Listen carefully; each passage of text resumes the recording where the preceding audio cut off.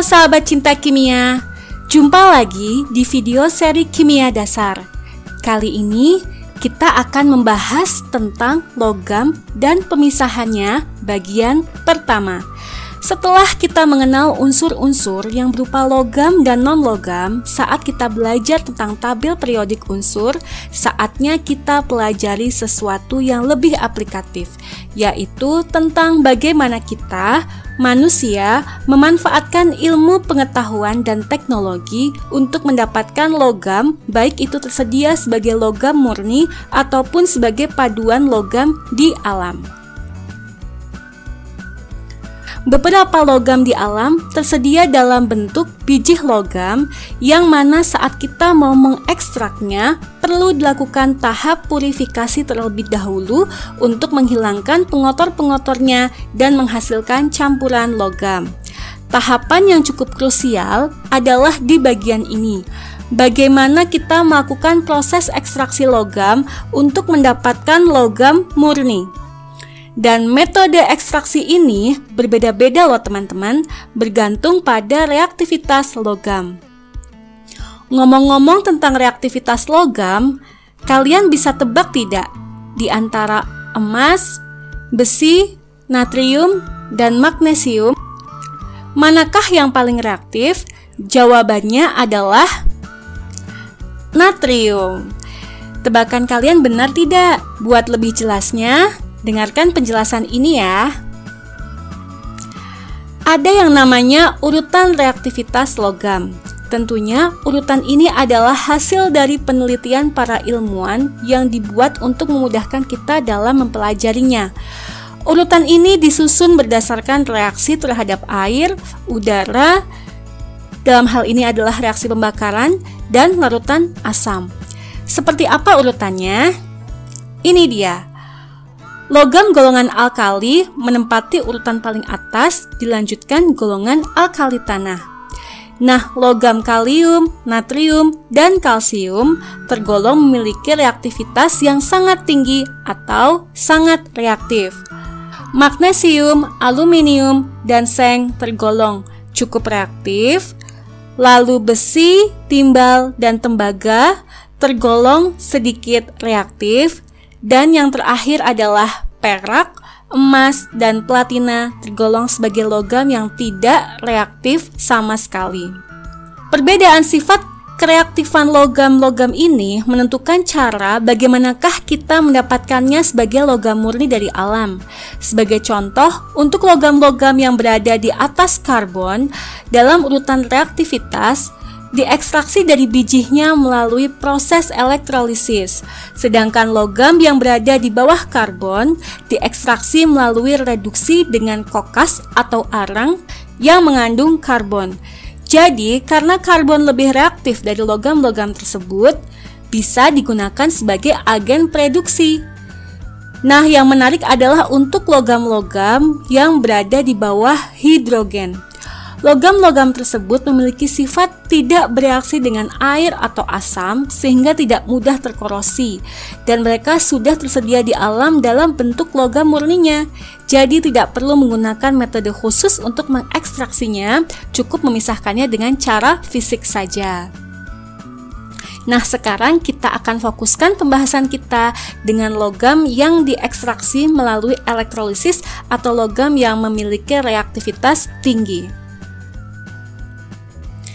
Teman-teman, mari kita bahas salah satu logam reaktif yang terletak di atas karbon dalam urutan kereaktifan, yaitu aluminium dengan simbol Al. Di alam, aluminium ini terdapat dalam biji aluminium dan yang sangat populer dan kita kenal adalah bauksit yang mengandung aluminium dalam bentuk aluminium oksida atau Al2O3 tak murni. Karena sifatnya yang reaktif, maka kita membutuhkan sejumlah energi untuk mengekstrak aluminium yang dalam hal ini adalah dengan menggunakan energi listrik atau dengan cara elektrolisis.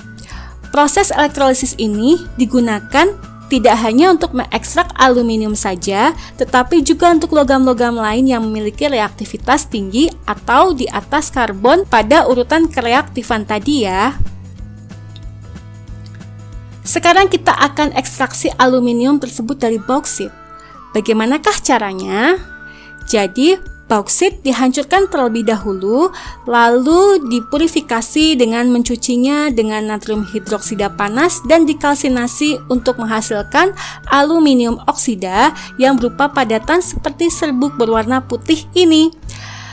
Lalu, nah ini, bagaimanakah caranya supaya logam aluminium murni bisa kita dapatkan dari aluminium oksida? Tentu saja jawabannya adalah dengan cara elektrolisis. Tetapi untuk mengalami elektrolisis, oksida logam harus berada dalam fasa lelehan. Sedangkan titik leleh aluminium oksida ini adalah 2000 derajat Celcius, teman-teman. Tentu akan membutuhkan energi yang sangat tinggi.